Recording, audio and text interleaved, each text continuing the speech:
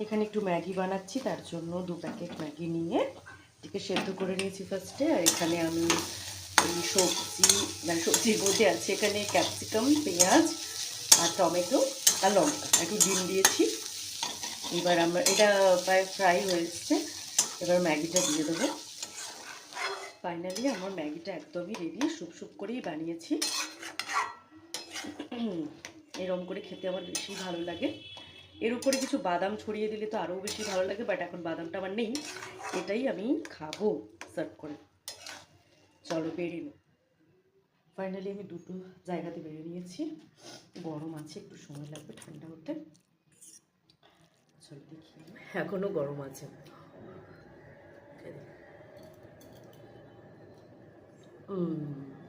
টেস্টিও আছে ব্যাপারটা। চলো খেয়ে নিই। টেস্ট ঠিক আছে, ভালো লাগছে, একদম। নাও খেয়ে নাও।